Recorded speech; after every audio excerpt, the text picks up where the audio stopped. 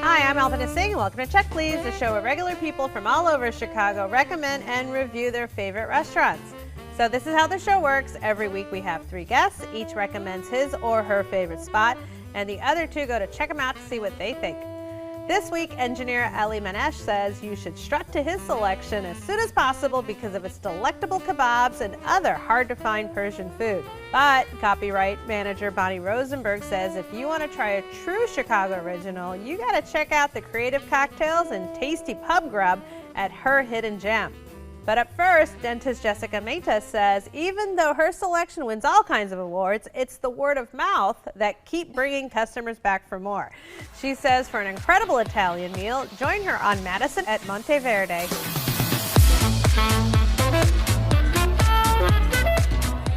It's not necessarily quiet when you walk in. It's a little loud and boisterous. But we want people to walk in and go, I'm here, I'm ready to be in the hands of pasta and the Italian way of hospitality and dining. The restaurant is really built around the pastificio, which you can see behind us here. It's the heart of the restaurant.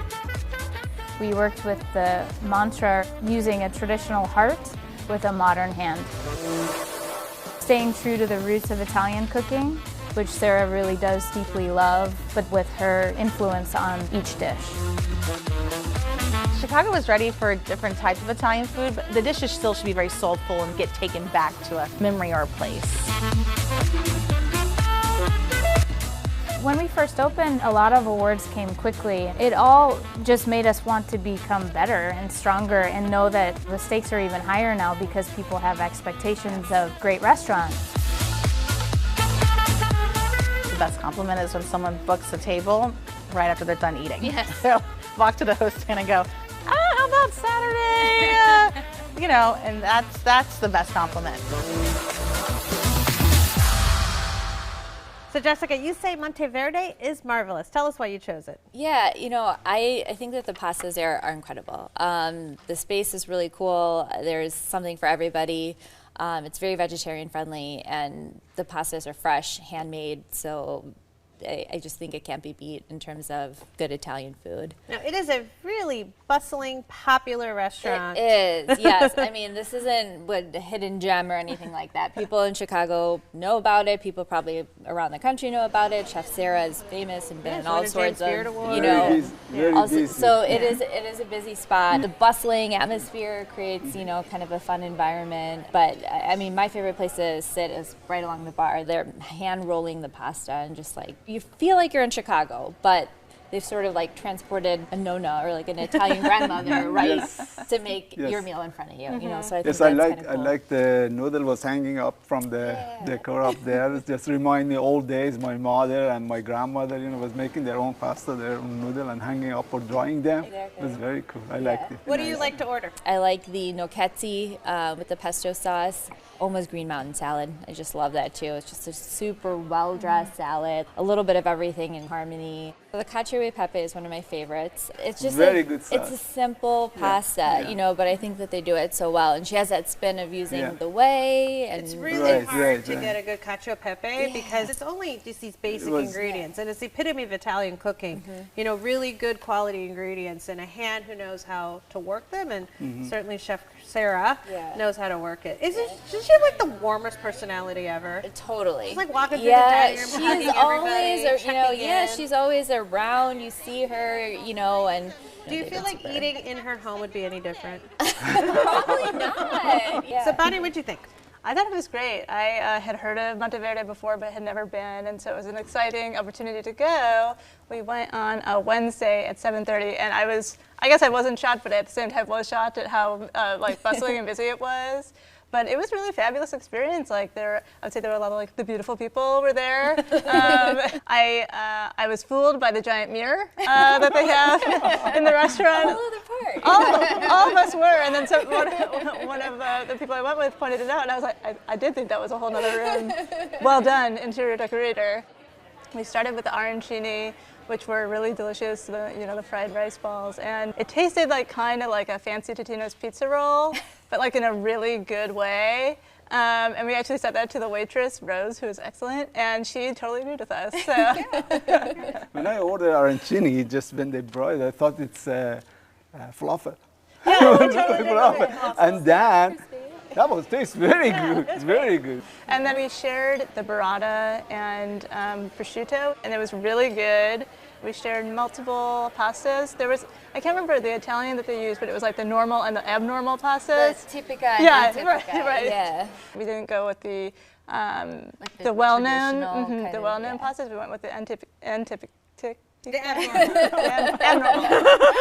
The different ones. Right, the different ones. But it was like small plates, and then so really we could breeze your way through the menu. But even the small place, you know, we ordered only 5 of them, and then by the end of the 5, I was completely full, you know. So, Ali, you didn't make reservations. No, I did not, and that was wrong. How did that work out for you? That was wrong. They told us about hour and 45 minutes to 2-hour waiting list. We were waiting by the bar for about 25 minutes, and after that, there was 2 people left, so we were lucky. So you just ate at the bar? Exactly. Yeah. We just sat down at the bar, had the drink, and then had the food. It was good. I definitely like to sit at the bar. You get to see the pasta being made. I like having, you know, the bartender there to chat with. You're chatting with somebody next to you. You know, like, what'd you order? You can see it like right then and there, and you know, it's just a more like lively atmosphere. Or ask bartender, what's your suggestion? Exactly. What else did you have, Ali? I had the octopus, then I ordered a couple of pasta. All of them were tasted very good, very good. I mean, they were very tasty. To me, the pasta dish maybe needed to be a little bit more cooked. But again, right. But it's a little bit, you know, my taste. Did you have any dessert? I feel like I had all the desserts. I had kind of a fruity ice cream sundae, really tasty. I think the standout was there was a butterscotch. It seemed like pudding. I don't quite remember what it was. Budino. Yeah, that was real good. It had crunchies on top. When you get a good Budino, you just kind of melt into your seat. Yeah. Like, oh. All right, Jessica, you chose Monteverde. Sum it up for us. The place in Chicago to go to for pasta. Cool, fun atmosphere. Just a bowl of pasta that gives you a hug. Bonnie? High-end Italian small plates that are sure to impress. And Ali? Oh, I liked it. I liked it because of the pasta and because of their food, and I think it's well deserved. Well, you can try the pasta and much more at Monteverde, 1020 West Madison Street, 312-888-3041. They're open for dinner Tuesday through Sunday and lunch on the weekends. Reservations are accepted, and the average dinner tab per person without drinks is $40.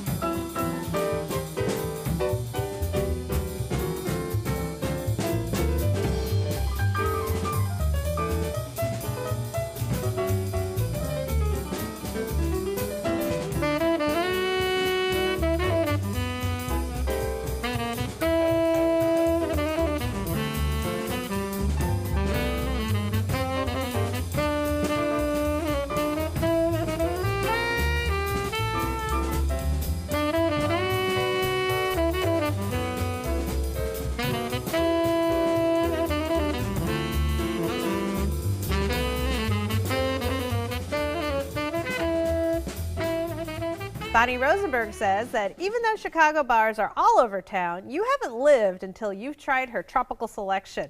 She says for a whimsical spot where the food and service complement the cocktails, just head down to Diversey until you find yourself at Lost Lake.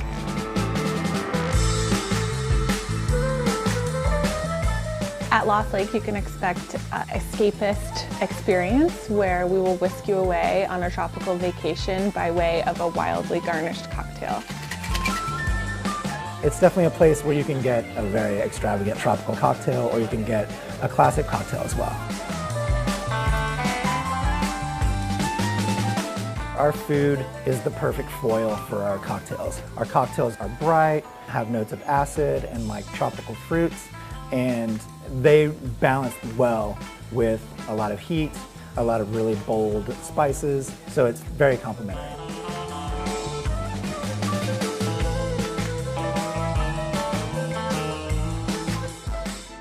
We wanted to create a bar and a space that was comfortable enough that you could come 3-4 times a week if you like.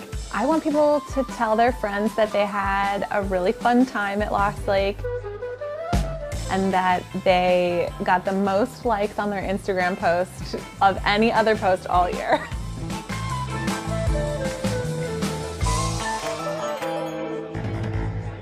So Bonnie, you say Lost Lake is legendary. Tell us why you chose it. Yeah, I've been going to Lost Lake for about 5 years now. It was an early date between my husband and I, and it kind of opened my eyes to the world of tiki drinks in Chicago, and we've been going ever since. It has just like the most delicious cocktails, and they pair it with kind of small plate Asian bites, and I think it's just a really beautiful pairing and a really campy atmosphere. You know, I have to say, I actually never knew Lost Lake served food. Yeah, I think people don't associate the bar as having food, but you want to nosh when you have your like very intricate, beautiful drink. Very strong It's rum drink. interesting. Right. From outside, you don't imagine what's Yeah, inside. yeah, There is no sign. There's a little sign and It's says Lost Lost Lake. Lake. Yeah. Exactly. Very literal. And then you open the door, all of a sudden, wow! You see, there's a lots of work has been done on that. You walk in and you're on decoration. vacation. Exactly. Yeah. Right. Very Jessica, what do you interesting. think? I thought it was super cool. Like Ali said, you kind of walk up to it. It's just a nondescript building, like with a little neon sign. You walk in and like pow, like sensory overload. There's, thatched roofs and the wallpaper, and you really feel like transported into a tropical paradise. Everyone's in like their Hawaiian shirts their or Hawaiian shirts. It was a cool, really playful and whimsical, kind of quirky atmosphere. It's definitely got its vibe.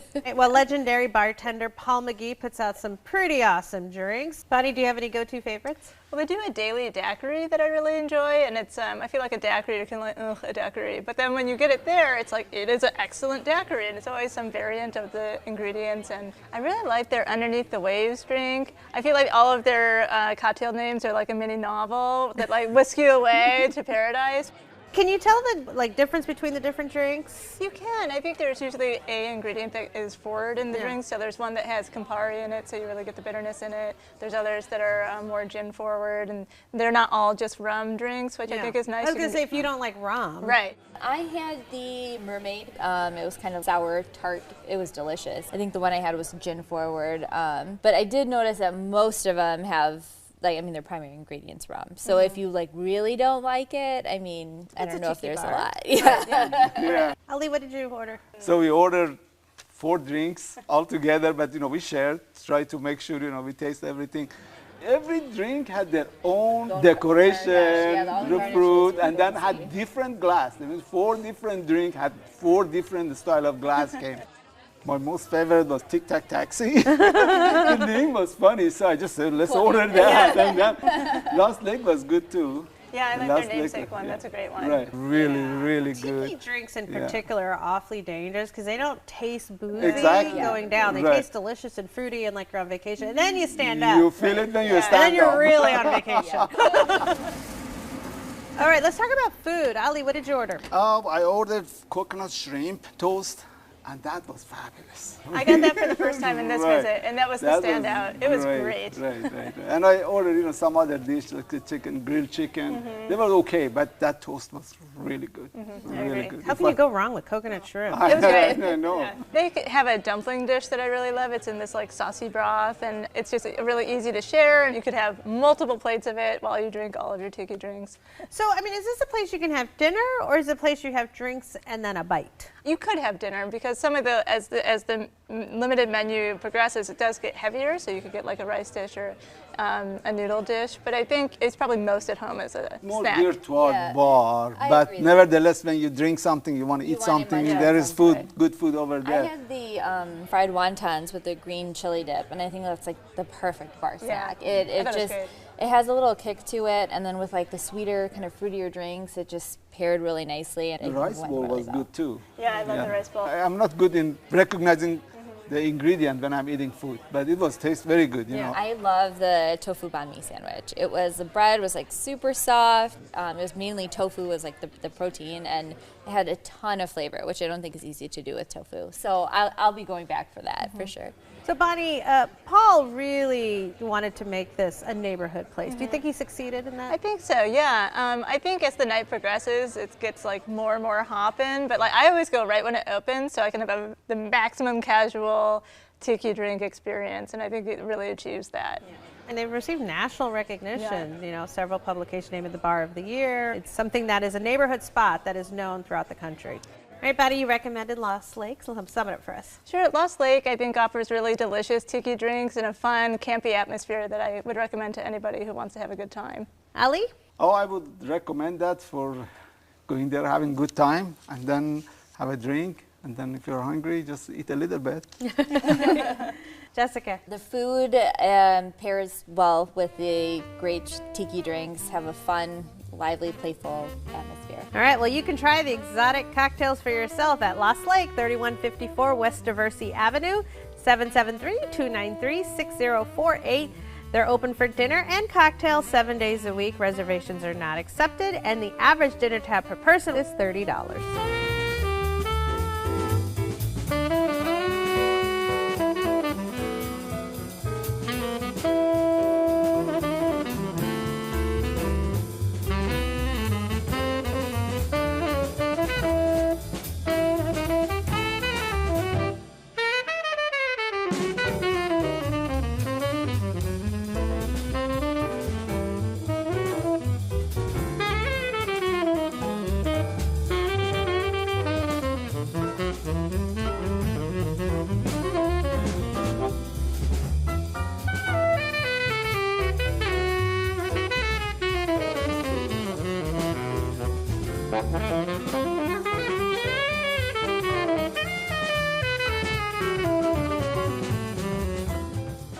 Ali Manesh grew up in Iran, so when he found a place in Chicago that reminded him of his youth, he was hooked. He says for unique dishes and a near-perfect Persian experience, follow him to Ashland Avenue and join him at Caspian Kabab.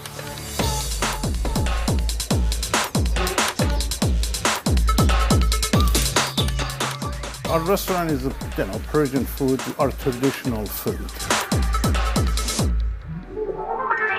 Persian food is not over spice on anything, and our food is homemade.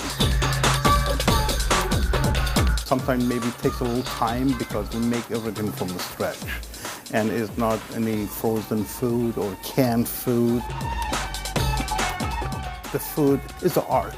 You have to make it better. You have to do it somehow everybody likes it. It's not only for Persian. That's the way I like to introduce the Persian food to everybody else. Persian, they are very warm and friendly people. Everybody is friendly here. The best thing for me, I see a smile on our guests' faces. And when they leave here, they are happy. So Ali, you say Caspian Kabab brings back such great memories. Tell us why you chose it. Caspian Kebab, to my surprise, I went there and they have a dish that's called dizi, which is actually meat, potato, tomato, garbanzo bean, and all those stuff. And then they cook it usually in one small pot. That reminds me about 50 years ago when I was in Tehran University, that there was another restaurant, they served dizi. Yeah. And here I found dizi again. This is, to me, is exceptional because I cannot find it somewhere else. Yeah. And this is very authentic Iranian food. Yeah. So there's dishes at Caspian Kabab that you typically don't get. Right. So if you're not ordering the dizi, what are you ordering? Fesenjun is my favorite. Qorme sabzi is my other favorite. Mirza Qasemi is again another favorite appetizer. You have a lot of favorites. What can I do? So Jessica, what did you order? A bunch of things. We got the hummus, the baba ganoush. They start you off with like a little fresh feta and the bread. We had the mirza gassimi, which is like an eggplant kind of omelet. I thought the falafel was fantastic. It just cooked perfectly. It had a ton of flavor. Really crispy on the outside, fluffy and moist on the inside. I agree. I think the falafel was a standout of what we ordered, for sure. But Bonnie, what did you think? I thought it was okay. I like you so much, Ali, but we went toward the dishes we hadn't really heard of before. So I got the dizzy, which I thought was really interesting, the presentation. Our waitress just kind of, she came over and she like left the mallet and she's like, I'll explain later. And then, and then came back and explained how to use it. So I thought that was really fabulous opportunity to try new dishes that I had never even heard of or seen that preparation. So in that sense, I really did enjoy my experience at the restaurant. But I think overall, I was just kind of like hoping for a little more oomph in the food. I think it was just a little bit like lacking in a ton of flavor. Most of our group felt like most things were a little bit under seasoned with like a pinch of salt. You know, we actually really enjoyed everything, but overall we felt like it could have been a little bit more seasoned. Is that a typical experience with the seasoning? I think, yes, seasoning, the Persian food doesn't have that much seasoning. You know, unlike other Mediterranean food or, you know, if you go to the east side of Iran, you know, Pakistan, Afghanistan, and India, which has lots of seasoning, Iranian food doesn't have that much spice into that. So, Ali, I wanted to ask about unique Persian touches at Caspian Kabab, the decor. They have lots of artifacts which they imported from Iran. They brought it, you know, from Iran, and then they displayed that on the wall. When you go inside, the first thing that you see a Persian rock right in front of you, so you walk on that. And then they have a water fountain over there, which is very Persian. Yeah, I really that was neat. They're just like right in the main, in the main dining room. There's a little fountain. It's a very Persian feeling to that. Okay. When you go would there, you say that you experienced that with the decor? Definitely, yeah. You know, it just felt very warm and charming, and I mean, I really feel Ali's passion for it. Like if I went, you know, to Tehran and I saw like a Chicago deep dish spot, I would be ecstatic. And so the fact that they have these dishes from like back home that you're, you know, that you can't find anywhere, I think that makes it super, super special. Anybody order dessert? We had the Persian ice cream and the baklava. Oh, Persian ice cream. Love the Persian ice cream. It was just the perfect ending to the meal. What about the neighborhood? I think it's a really fun, bustling area. I went with my brother and my dad and my husband, and afterward we went to a bar nearby in Wicker Park. And I could tell my dad was like, oh, I'm out with the kids. It's like a hip area. So yeah, I think it's a really fun area for sure. All right, Ali, you chose Caspian Kabab. Sum it up for us. Caspian Kebab, if you wanted to have Persian food, authentic Persian food, you should go there. Okay. And it's great food for the price that you are paying, and some of the dishes that you cannot find in any other Persian or Iranian restaurants. Jessica? Unique variety, authentic Persian experience, great warm service, tons of vegetarian options. All right, and Bani? I think it has traditional Iranian food in one of the city's most exciting neighborhoods. For sure visit Wicker Park and maybe go to Caspian Kabab. All right. Well, you can judge for yourself at Caspian Kabab, 1413 North Ashland Avenue, 773-666-5767. They're open for dinner Tuesday through Sunday and lunch on the weekends. They're BYOB. Reservations are accepted for large parties, and the average dinner tab per person is $20. So on this week's show, we featured Monteverde in the West Loop, Lost Lake in Logan Square, and Caspian Kabab in Bucktown. Let's recap what our guests had to say.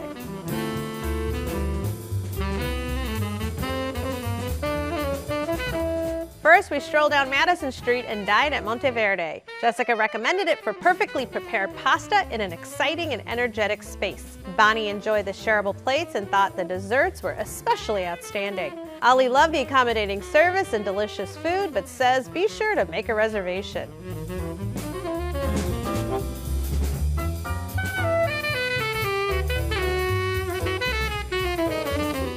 Next, we drove to Diversey Avenue and found ourselves at Lost Lake.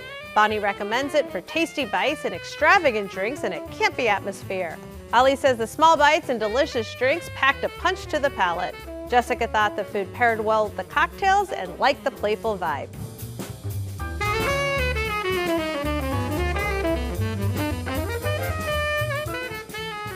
Lastly, we went to Ashland Avenue and convened at Caspian Kabab. Ali recommends it for hard-to-find dishes and an authentically Persian experience. Jessica liked the variety of vegetarian options and friendly service.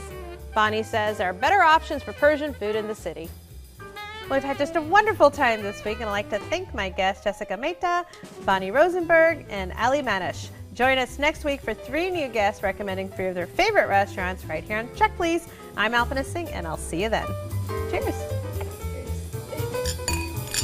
To the belly dance. For more information about the restaurants featured on Check Please, go to WTTW.com/checkplease.